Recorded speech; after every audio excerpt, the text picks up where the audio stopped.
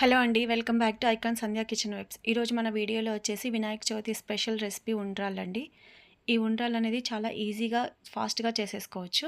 ఉండ్రాళ్ళల్లో చాలా రకాలు ఉన్నాయండి. ఇప్పుడు ఇది మనం చేసుకునే ఉండ్రాళ్ళు రవ్వ ఉండ్రాళ్ళు. ఇది చాలా ఫాస్ట్‌గా అయిపోతుంది.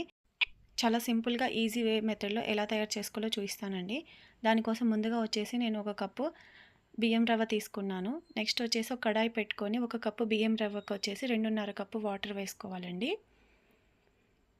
ఆ తర్వాత ముందుగా ఒక 15 మినిట్స్ నానబెట్టిన శనగపప్పును ఉంటుంది కదండి, అది కూడా ఒక 1/4 కప్పు తీసుకున్నాను. దానిని ఇందులో వేసుకుంటున్నాను. నెక్స్ట్ వచ్చేసి ఒక స్పూన్ జీలకర్ర, అలాగే హాఫ్ స్పూన్ వచ్చేసి నెయ్యి వేయాలండి. ఇప్పుడు ఈ వాటర్ అంతా బాగా మరిగే వరకు మనం మరగనివ్వాలి. నెక్స్ట్ దీనిపైన మూత పెట్టి వాటర్ని మరగనివ్వాలండి. చూసారుగా వాటర్ అనేది బాగా మరుగుతుంది. ఇప్పుడు వచ్చేసి రుచికి సరిపడా సాల్ట్ వేయాలండి. నెక్స్ట్ వచ్చేసి ఇలా మరుగుతున్న వాటర్లో మనం రవ్వ తీసుకున్నాం కదండి, ఆ రవ్వని కొంచెం కొంచెం వేస్తూ బాగా ఉండలు లేకుండా కలుపుకోవాలి. ఇలా ఒక 2 నిమిషాలు ఈ రవ్వని ఇలా కలుపుతూనే ఉండాలండి. దీనిని లో ఫ్లేమ్లో పెట్టేసి ఇలా కలపాలి, లేకపోతే అడుగంటుతుంది. చూసారుగా దగ్గర పడుతుంది రవ్వ అనేది.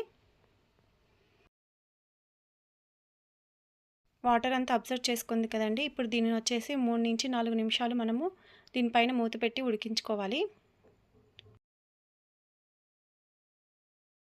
చూసారుగా అండి, రవ్వ అంతా బాగా ఉడికిపోయింది. ఇప్పుడు దీన్ని ఒకసారి బాగా కలుపుకోవాలి.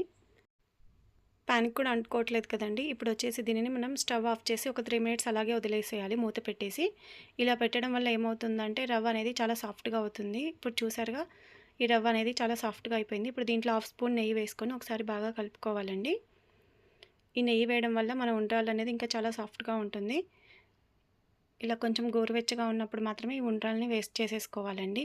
మరి చల్లగా అవుతే రవ్వ అనేది ఇరిగిపోతుంది. ఇప్పుడు ఒక చిన్న ముద్దను తీసుకొని ఇలా మనం ఉండ్రాళ్ళలాగా చుట్టేసుకోవాలి. చూసారుగా అండి, ఎంతో సాఫ్ట్గా మన ఉండ్రాళ్ళు రెడీ అయిపోయాయి.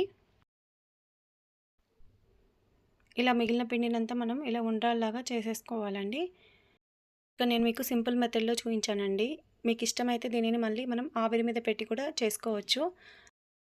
ఈ ఉండ్రాళ్ళని కొన్ని కొన్ని ఏరియాలలో కుడుములు కూడా అని అంటారండి. వీటిని రౌండ్గానే కాదు, కుడుముల షేప్లో కూడా చేసుకోవచ్చు. ఈ ఉండ్రాళ్ళని పిల్లల నుంచి పెద్దల వరకు చాలా ఇష్టంగా తింటారండి.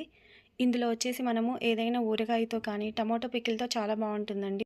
సరగండి, వినాయకుడికి ఇష్టమైన ఉండ్రాళ్ళని ఎలా తయారు చేసుకోవాలో చాలా ఈజీ ప్రాసెస్లో.